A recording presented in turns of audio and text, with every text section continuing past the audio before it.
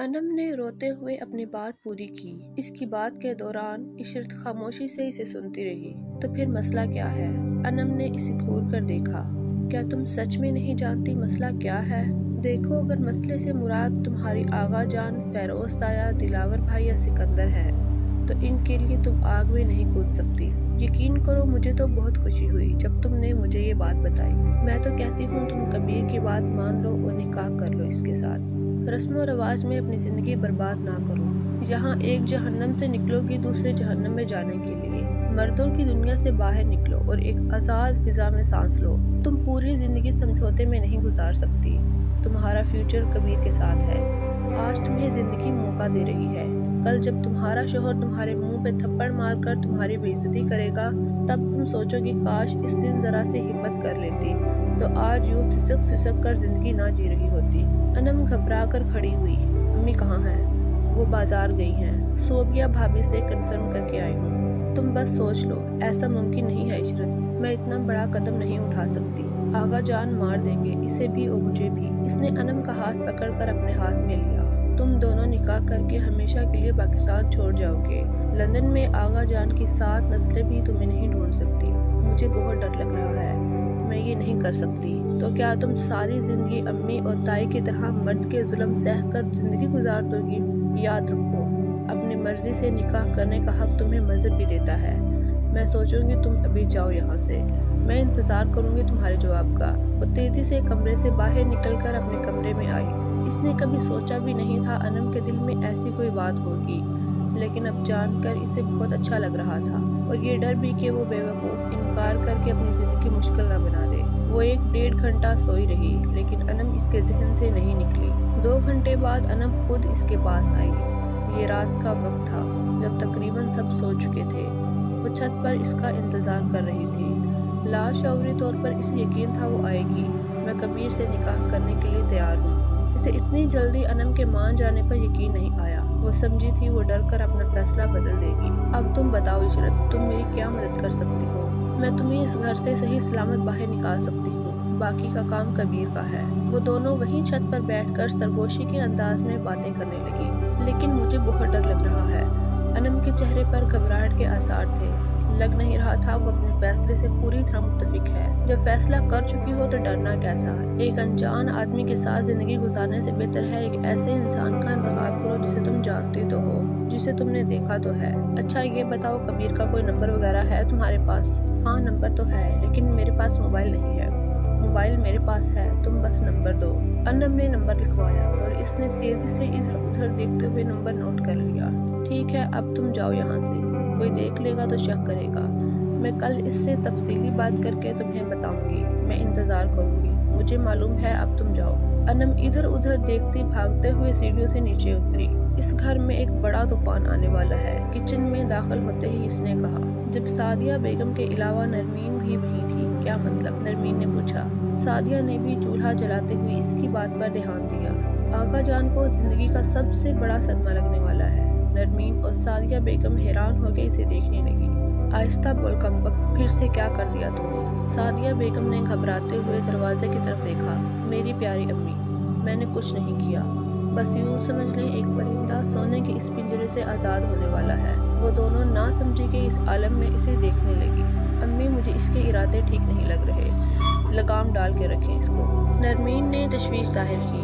اس کو تو خدا ہی سنبھالے، مجھ سے نہیں ہوتی۔ سعدیہ بیگم سر پیٹ کر رہ گئی۔ وہ مسکرا کر باہر نکلی۔ آج کے دن اس کا سب سے بڑا مشن کبیر سے مل کر انفارمیشن لینی تھی۔ اسے یہ سب جلدی ہی کرنا تھا کیونکہ گھر میں شادی کے لیے رشتہ داروں کی آمد شروع ہو چکی تھی۔ ناشتے کے بعد معمول کے مطابق گھر کے سارے مرد باہر نکل گئے۔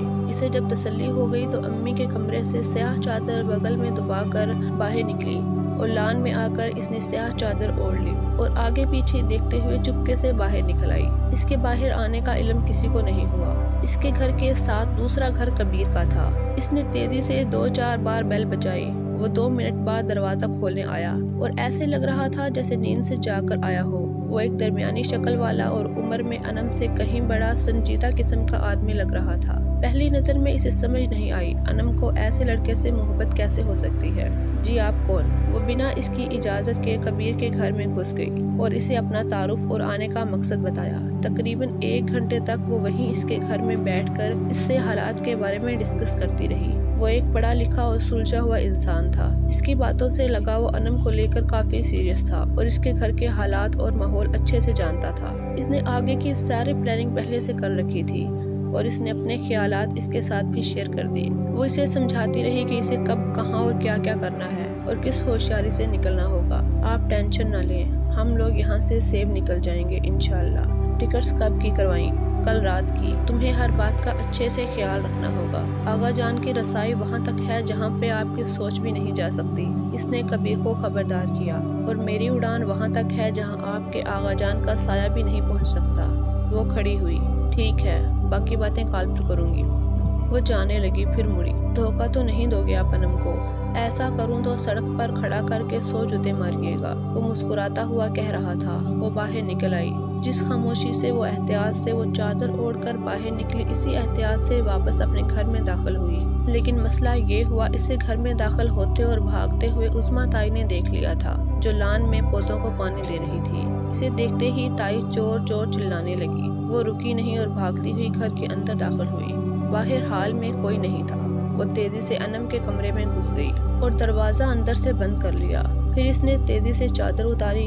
क्या हुआ इशरत, तुम्हारा सांस क्यों फूला हुआ है? भाग कर आई हूँ, ताई ने मुझे देख लिया था। क्या? अनम का मुंह हैरत से खुल गया। इन्हें शक तो नहीं हुआ? नहीं, तुम बस ये चादर कहीं छुपा दो। अनम ने चादर इसके हाथ से लेकर बेड के नीचे छुपा दिया।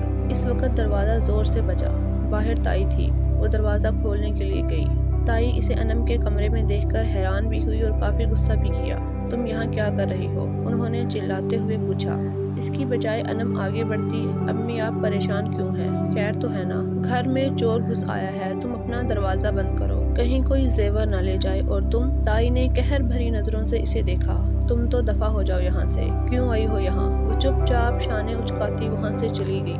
दिलावर या सिकंदर को कॉल करती हूँ। ताई बुड़बुड़ाती हुई बाहर निकली। शाम को सारे मर्दों को इकट्ठा किया। ताई इन्हें तफसीलात बता रही थी। इशरत सर झुकाई खड़ी थी और वो इस सारी सिचुएशन को एंजॉय कर रही थी। समझ में नहीं आता फिर वो चोर कैसे गायब हो गया। दिलावर ने कुछ सोचकर कहा था। वो कुछ लेकर तो नहीं गया? फिरोज ताया ने ताई की तरफ देखा। नहीं, लेकर तो कुछ नहीं गया। हो सकता है वो हमारे शोर मचाने पे डर कर भाग गया हो। तो तुम्हें क्या जरूरत थी शोर करने की, बेवकूफ औरत? फिरोज या सिकंदर को कॉल कर देती। आगा जान ताई पर बरस रहे थे। वो मुस्कुरा रही थी और सिकंदर इसकी मुस्कुराहट को नोट करके इसे गुस्से से घूर रहा था। पता नहीं इतनी सीरियस सिचुएशन में दांत क्यों निकाल रही थी। अच्छा तो यही था वो तूफान? रात को नरमीन ने इससे पूछा। नहीं, वो तूफान अभी बाकी है, ये सिर्फ ट्रेलर था। वो दुपट्टा बेड पर फेंक कर आरादाए बेनियाजी से बोली। मुझे तो अभी से डर लग रहा है। नरमीन वाकई घबराई हुई थी, लेकिन इसे फर्क नहीं पड़ा। अनम के साथ इसकी दूसरी मुलाकात रात 10 बजे किचन में हुई, जब सारे घर वाले खाना खाकर रिलैक्स हो चुके थे। अनम बर्तन धोने के बहाने इससे बात कर रही थी और वो फ्रिज से पानी निकालकर पीने का ड्रामा कर रही थी। क्या कहा इसने? अनम ने बेचैनी से पूछा। सुबह वो बात अधूरी रह गई थी। वो टिकट्स करवाएगा और कल रात तुम लोग यहाँ से निकलोगे। किस वक्त? रात के 1 या 2 बजे शायद। लेकिन कल तो मेहंदी का फंक्शन है, घर में काफी रश होगा। रश में घर से निकलना काफी आसान होगा। घर के दरवाजे खुले होंगे, लेकिन तुम अभी से पैकिंग शुरू कर दो और ऐसी खौफनाक शक्ल ना बनाओ, भागने से पहले ही पकड़ी जाओगी। अनम ने सर हिलाया। बाहर ढोलकी बज रही थी। कुछ लड़कियों ने संगीत की महफिल लगा रखी थी, इसलिए इनकी आवाज बाहर नहीं जा रही थी। कोई मसला तो नहीं होगा ना? अल्लाह ना करे, फजूल बातें ना सोचो, अच्छा ही होगा। इसने अनम को यकीन दिलाया। वैसे दिल में थोड़ा बहुत वो खुद भी घबरा रही थी। बाहर आई तो औरतों और लड़कियों ने हल्ला गुल्ला मचाया हुआ था। भागती हुई अपने कमरे की तरफ जा रही थी, जब सामने से फिरोज ताया और सिकंदर कोई बात करते हुए आ रहे थे। इसने रुक कर ताया को सलाम किया। जवाबन ताया ने इसे झिड़क दिया। ये क्या उछल कूद कर रही हो? तमीज से चलो। और दुपट्टा कहाँ है तुम्हारा? सिकंदर भी गुस्से से इसे देख रहा था। वो कमरे में है तो जाकर पहन लो, आइंदा तुम्हें बिना दुपट्टे के ना दिख। बज़ाहिर तो इसने इस बात में सर हिला दिया, मगर लगता नहीं था वो दुपट्टा पहनेगी भी। सिकंदर अलग इसे फातिहाना अंदाज में देख रहा था। जीत आया। वो अपने कमरे में चली आई और दरवाजा बंद करके कबीर का नंबर मिलाने लगी। मेहंदी वाली रात थी। گھر پہ حد سے زیادہ رش تھا، مرد سارے گیسٹ روم کی طرف تھے، گھر کے باہر کھانے کا انتظام ہو رہا تھا، گھر کے اندر عورتوں کی ڈھولک وغیرہ، اور وہ بھی دروازہ بند کر کے، کہیں آغا جان یا گھر کا دوسرا مرد برا نہ مان جائے۔ اس نے ہاف بازو والا لہنگا پہنا ہوا تھا جو اس نے نیلم کی شادی پر بنوایا تھا۔ اس وقت امی نے پہننے نہیں دیا، اب بھی وہ زبردستی پہن کر گھوم رہی تھی۔ امی منع کرتی رہی، گھر کا کوئی مرد دیکھ لے گا تو ٹانگیں توڑ دے گا تمہاری، ایسے کھلے بازوؤں والے کپڑے پہن کر گھوم رہی ہو۔ مگر اسے بالکل ڈر نہیں لگا، کبیر سے اس کی بات مکمل ہو چکی تھی، ٹکٹس وغیرہ سارے کام کلیئر تھے، اب بس گھر سے نکلنے کی دیر تھی، اور یہ آخری کام تھا جو انہوں نے کرنا تھا۔ کل کے بعد وہ انم سے دوبارہ نہیں ملی، وہ اپنے کمرے میں تھی اور تائی اسے باہر نہیں آنے دے رہی تھی۔ وہ خود بھی وہاں اس سے بات نہیں کر سکتی تھی، کیونکہ مہندی لگانے والی لڑکیاں تھیں اور کئی عورتوں کا ہجوم تھا اس کے کمرے میں۔ بھابی انم اپنے کمرے میں ہے کیا؟ اس نے صوبیہ سے پوچھا۔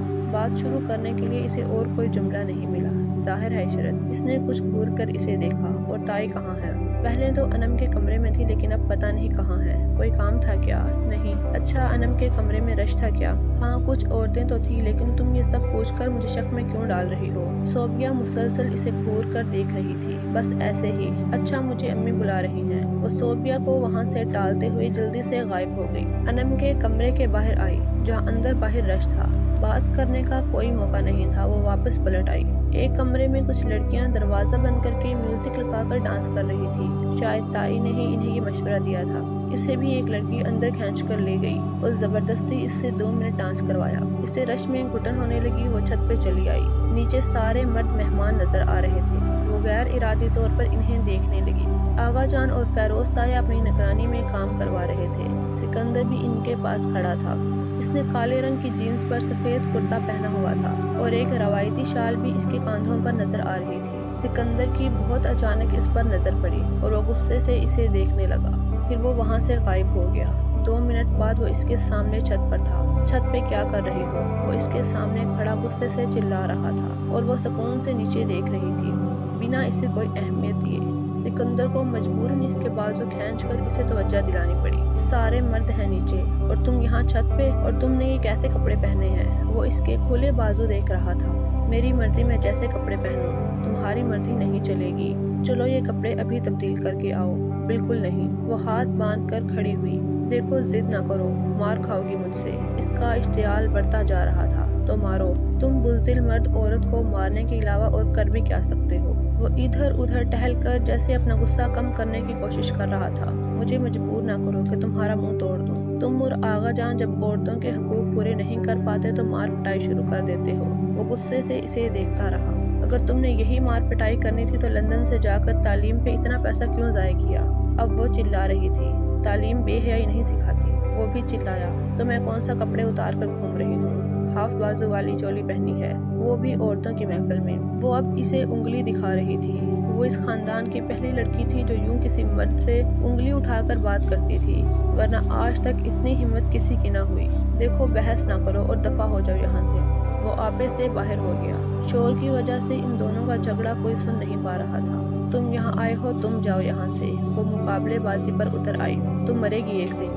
ایک بار شادی ہو جانے دو، سارے حساب برابر کرتا ہوں۔ وہ غصے سے نیچے جانے کے لیے مڑا۔ تم سے شادی کرنے کی بجائے میں خودکشی کو زیادہ ترجیح دوں گی، وہ اس کے پیچھے چلا کر بولی۔ وہ سنی انسنی کرتا ہوا نکل گیا۔ اس نے زور سے کرسی کو لات ماری اور وہیں بیٹھ گئی۔ نیچے شور کافی تھا، وہ وہیں سر پیٹ کر بیٹھ گئی۔ اسے کسی طرح انم سے مل کر اسے تیار کرنا تھا۔ نیچے کھانے کا وقت شروع ہوا، کھانا لگ چکا تھا اور سبھی کھانے میں مصروف تھے۔ وہ تیزی سے نیچے آئی۔ ہال میں سارے بچے، آنٹیاں سبھی کھانوں پر ٹوٹ پڑے۔ امی اور تائی ادھر لوگوں سے باتوں میں مصروف تھی۔ گھر کی باقی عورتیں بھی کہیں نہ کہیں مصروف تھی۔ صوبیہ بھابی پانی کا ایک بڑا جگ اٹھائے جانے کہاں جا رہی تھی۔ وہ اس کے پاس گئی۔ انم نے کھانا کھایا؟ نہیں، ابھی دینے جا رہی ہوں۔ صوبیہ بھابی تیزی سے چل رہی تھی۔ انہیں جیسے بات کرنے کی فرصت نہیں تھی۔ وہ اس کے پیچھے تیزی سے چل رہی تھی۔ میں دے آؤں؟ ہاں تو دے آ، مجھے کیا، بلکہ تو رک، آنٹی جی نے منع کیا ہے تمہیں انم کے کمرے میں جانے سے، وہ تائی کا کہہ رہی تھی۔ ان سے میں خود بات کر لوں گی۔ وہ دونوں کھانے کی کاؤنٹر کے پاس آئی۔ اس نے تیزی سے ایک ٹرے اٹھایا اور اس میں چاول، قورمہ اور سلاد جلدی جلدی ڈالنے لگی۔ صوبیہ بھابی اسے اس کے حال پر چھوڑ کر کب کی جا چکی تھی۔ وہ ٹرے اٹھا کر لہنگا سنبھالتی سیڑھیاں چڑھنے لگی۔ تائی اسے دیکھ چکی تھی۔ और इसके पास भी आ गई। कहाँ जा रही हो तुम? अनम को खाना देने। कोई ज़रूरत नहीं, सोबिया दे आएगी। ताई ने इसे बरहमी से देखा। क्या ताई, आप भी हमेशा गुस्से में रहती हैं? अब वैसे भी 2 दिन बाद वो यहाँ से चली ही जाएगी, आखिरी बात तो कर लेने दें। ताई ने गौर से इसे देखा। अच्छा चल। वो खुश होती हुई अनम के कमरे तक आई, लेकिन यहाँ अलग नाच गाने की महफिल थी। सारी लड़कियाँ नीचे जाओ, खाना सारा खत्म होने को है, तुम लोग यहीं कूदती रहोगी। इसने कमरे में दाखिल होते ही ऐलान कर दिया। सारी लड़कियाँ सर पर पैर रखकर भागी। इसने तेजी से दरवाज़ा बंद किया। अनम ने घबराकर दुपट्टा उतारा। सारी पैकिंग हो गई? अनम ने इस बात में सर हिलाया। इससे कोई बात हुई? हाँ, रात को 2 बजे निकलना है। कोई गड़बड़ तो नहीं होगी? कुछ नहीं होगा डरपोक। ये ले खाना खा, पता नहीं बाद में कब तक सफ़र में रहोगी। खाने की ट्रे इसकी तरफ धकेल दी। इतने सारे लोगों में से निकलेंगे कैसे? रात के 2 बजे तकरीबन सब सो चुके होंगे और बाकी जो 1-2 मेहमान जाग रहे होंगे, इनके लिए घर का मेन स्विच ऑफ कर दूंगी। पूरे घर में अंधेरा हो जाएगा और तुम इस अंधेरे का फ़ायदा उठाकर बाहर निकल जाओगी। बस 2 मिनट ही तो सारे लगने हैं इस कमरे से मेन गेट तक जाने में, और फिर तुम आज़ाद। कहते हुए इसने अनम के बैग की तरफ देखा। एक छोटा सा बैग था। उठकर बैग को उलट पुलट देखने लगी। क्या क्या रखा है इसमें? कुछ जेवर, पैसे और 1-2 सूट। अच्छा किया। और हाँ, मेरा नंबर भी लिखकर अपने पास रख लो, लंदन पहुंचते ही कॉल करना। वो दराज से पेन कागज ढूंढने लगी। नीचे वाले दराज में देखा। इसने कागज कलम उठाया और अपना नंबर इस पर लिखने लगी। इशरत, क्या मैं वापस कभी इस घर में नहीं आ सकूंगी? तुमसे, सिकंदर भाई से, अम्मी से नहीं मिल सकूंगी? वो कुछ उदासी से बोली। इशरत ने नंबर वाला कागज इसकी मुट्ठी में दिया और इसके पास बैठ गई। ऐसा कुछ नहीं होगा अनम, तुम इस घर में तब तक नहीं आ सकोगी जब तक आगा जान जिंदा है। जिस दिन वो चले गए, इनके असूल, रवायात सब कुछ इन्हीं के साथ जाएंगी। ताया इतने पुराने ख्यालात के नहीं हैं और ताई भी तुम्हें खुद वापस बुलाएंगे। तुम इनकी इकलौती बेटी हो, सारी जिंदगी तुमसे नफरत नहीं कर सकेंगी। ताई और ताया की मोहब्बत के सामने सिकंदर और दिलावर कुछ भी नहीं कर सकेंगे, और मैं तो तुमसे हमेशा वीडियो कॉल पर बात करती रहा करूंगी। इसने अनम को अच्छी उम्मीद दिलाई। इसका गम कुछ कम हुआ और वो उठ खड़ी हुई। ये खाना खा लेना और मेरी बात गौर से सुनो। ठीक 2 बजे इस घर की सारी लाइट्स ऑफ हो चुकी होंगी और तुम तेजी से बैग उठाकर घर के दरवाजे की तरफ आओगी, जहाँ मैं तुम्हारा इंतजार कर रही होंगी। याद रखना, मेरे पास तुमसे राब्ते का और कोई जरिया नहीं है, इसलिए मुकर्रर वक्त पे मुकर्रर जगह पहुंच जाना। इसने मोहब्बत से अनम के गालों को छुआ। अनम ने इस बात में सर हिलाया और वो कमरे से बाहर निकल आई। खाने का दौर खत्म हो चुका था। एक बार फिर महफिल लगी थी। वो चुपके से घर के पिछले हिस्से की तरफ आई, जहाँ घर का मेन स्विच था। वो गौर से स्विच को देखने लगी। इसके पास कई और तारें भी थी। कुछ रंग बिरंगी लाइटों की तारें भी वहीं से कनेक्ट थी। वो गौर से तरतीब देखने लगी। मेन स्विच के बटन तक हाथ ले जाने के लिए काफ़ी तारों में से हाथ को गुजारना था और वो पास पड़ी लकड़ी से इधर उधर के इजाफी तारों को हटाने लगी, ताकि रात को वो मेन स्विच को आसानी से बंद कर सके। रंग बिरंगी लाइटों की तारों को इसने लकड़ी की मदद से हटाया। फिर अचानक किसी ने इसका हाथ पकड़कर इसे जोर से खींचा और वो मुंह के बल फर्श पर जा गिरी। वो खुद भी फर्श पर गिरा हुआ था और वो सिकंदर था। इसे समझ नहीं आया इतनी जल्दी क्या हुआ। बेवकूफ़ लड़की, क्या कर रही हो तुम यहाँ? अब वो गुस्से से चिल्ला रहा था। इसने पीछे मुड़कर देखा, कई तारें नीचे गिरी हुई थी। शायद वो तारें इस पर गिरने वाली थी और इसने पीछे से आकर इसे खींच लिया था। वो कपड़े सीधे करती हुई खड़ी हुई और वो भी खड़ा होकर इसे गुस्से से घूर रहा था। वो इधर कुछ लाइटों में रोशनी नहीं आ रही थी, वो देखने आई थी। इसने लड़खड़ाते हुए कुछ शर्मिंदगी से कहा। सिकंदर ने इसे ऐसा देखा जैसे वो जहनी मरीज हो। दिमाग तो नहीं खराब तुम्हारा? तुम कोई इलेक्ट्रिकल इंजीनियर हो? बड़ी आई तारों को ठीक करने वाली। अभी अगर मैं नहीं आता तो इस घर में तेरे कुल खाने की रस्म हो रही होती। इसने कुछ शर्मिंदगी से पहलू बदला। अब मेरा मुंह क्या देख रही हो? चल दफा हो जाए यहाँ से। वो गनीमत पाकर फौरन वहाँ से भागी। 2 बजने में 10 मिनट बाकी थे। रात देर तक लड़कियों का हल्ला गुल्ला चलता रहा। तकरीबन 1 बजे सब सोने चले गए। इसने शुक्र अदा किया, वरना इन सब के इरादे तो सुबह तक जाकर शुगर लगाने का था। चुपके से वो कमरे से बाहर निकली। सभी लोग कमरों में सोए हुए थे।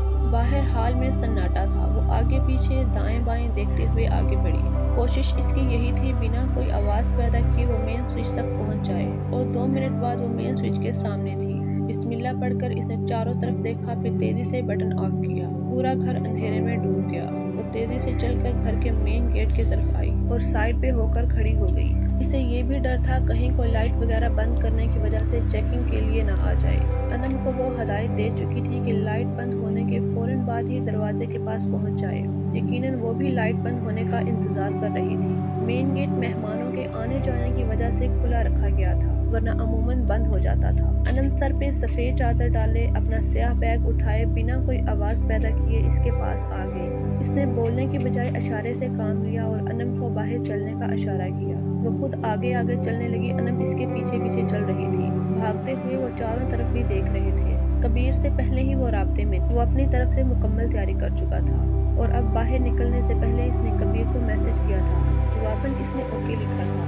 1 मिनट से भी कम वक्त में वो आगा जान की हवेली से बाहर खड़े थे, जहाँ रोड था और सामने कबीर खड़ा था। वो टैक्सी वगैरह का इंतजाम पहले ही कर चुका था, क्योंकि इसके आने से पहले टैक्सी वहाँ मौजूद थी। इनके पास ज्यादा वक्त नहीं था, इसलिए कोई अलविदाई इमोशनल गुफ्तगू नहीं हुई। बस कबीर ने इसे मुस्कुराते हुए थैंक यू कहा। इसने फौरन इसे राब्ते में रहने के लिए कहा।